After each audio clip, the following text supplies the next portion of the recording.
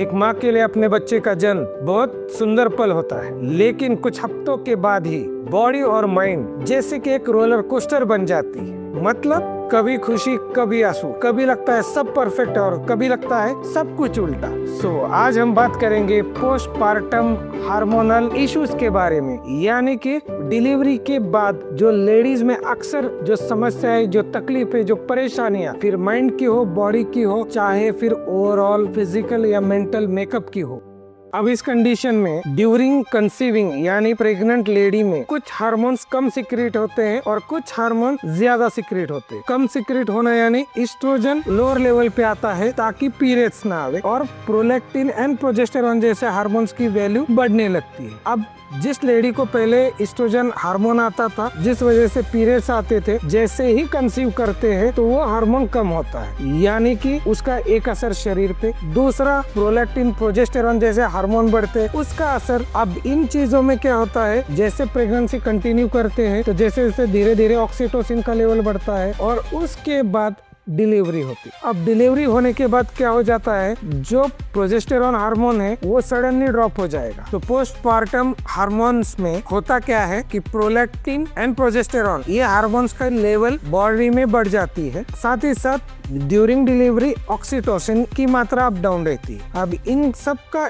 Effect उनके शरीर पे होता है और उन हार्मोन्स के अप एंड डाउन का इम्पैक्ट उनके माइंड, विचार और बिहेवियर और फीलिंग ऑफ वेल बीइंग, इन सब के ऊपर वो इम्पैक्ट करता है, साथ ही साथ उनके शरीर पे भी असर करता है। अब इसके फिजिकल और कुछ इमोशनल इम्पैक्ट भी होते हैं, जैसे नींद नहीं आना, एंजाइटी महसूस होना, थकान लगना, किसी चीज में मन नहीं लगना, चिड़चिड़ापन आना। ज्यादातर सिम्टम्स ये आफ्टर डिलीवरी 1 से 2 हफ्ते में ठीक हो जाते, लेकिन ये किसी कारणवश नहीं ठीक हो रहे और ये अगर लंबे समय तक चले तो ये पोस्टपार्टम डिप्रेशन के साइन सिम्टम्स भी हो सकते हैं। अब आप कहोगे इसमें एज अ पर्सन हमारी क्या गलती? बिल्कुल नहीं, आपकी कोई गलती नहीं। क्यों? क्योंकि ये हार्मोन्स के इम्बैलेंस की वजह से होने वाली सिचुएशन। अब इस सिचुएशन को हैंडल कैसे करेंगे? देखिए, ये आपकी गलती नहीं है, ये आपके बॉडी के हार्मोन्स एंड बॉडी के जो इम्बैलेंसेस है उसका ये इफेक्ट है कैलकुलेटिव। इसके लिए आप डॉक्टर की मदद से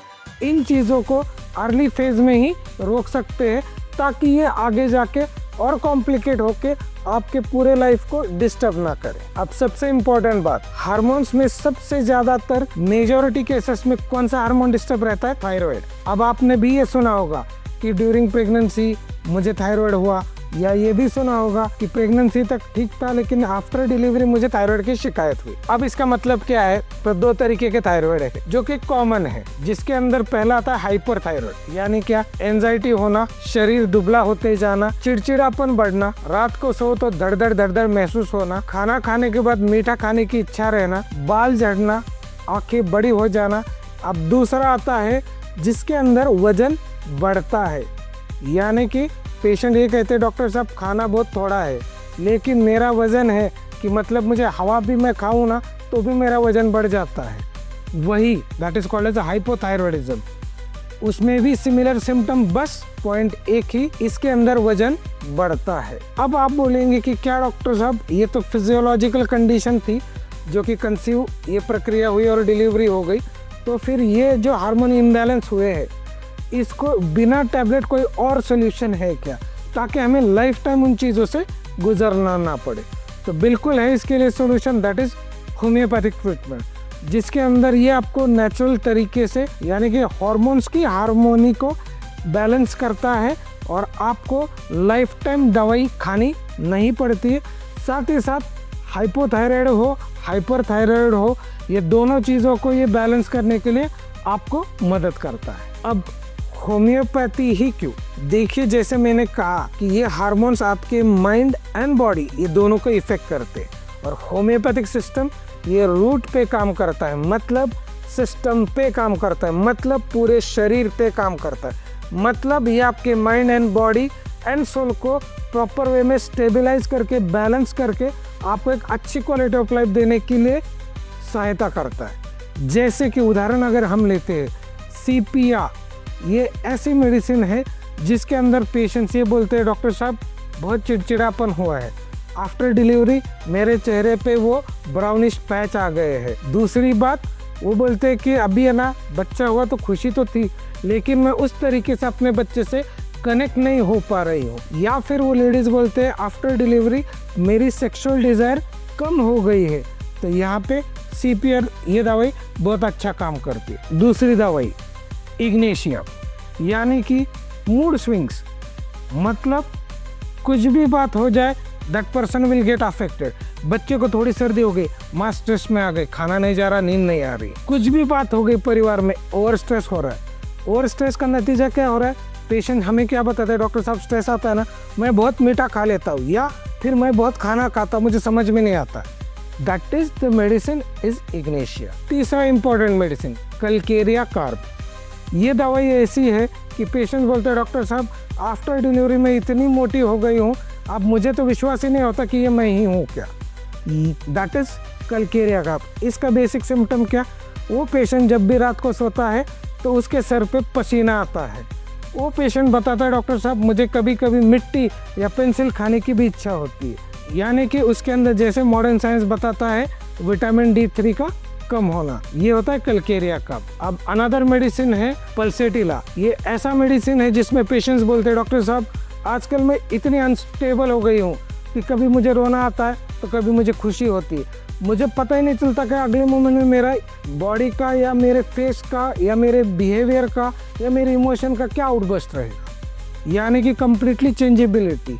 सो देयर पेशेंट का मेडिसिन आता है पल्सेटिला। अब कुछ पेशेंट्स है जिनके अंदर आफ्टर डिलीवरी उनका पेट रह जाता है, तो वो कंडीशन। कुछ कंडीशन दूसरी ये है कि उनके बाल झड़ते हैं। तीसरी कंडीशन है उनका स्किन टोन खराब होता है। चौथी कंडीशन है जिनके अंदर एक सेक्सुअल डिजायर कम सी लगने लगती है। और सबसे इम्पोर्टेंट बात, बिफोर डिलीवरी या कंसीव करने के पहले जो एक सेंसिटिविटी होती है इमोशन की, वो खत्म हो के एक निगेटिव, एक एरोगेंट, एक इरिटेबल नेचर बनना, इन सब अलग अलग पैरामीटर्स पे होम्योपैथी हैज अ सॉल्यूशन। इसका मतलब क्या है? इसका मतलब है सिम्टम्स को कन्वर्ट होके डिप्रेशन में जाने से बेहतर है कि उन चीज़ों को सही वक्त पे सही तरीके से हैंडल करना।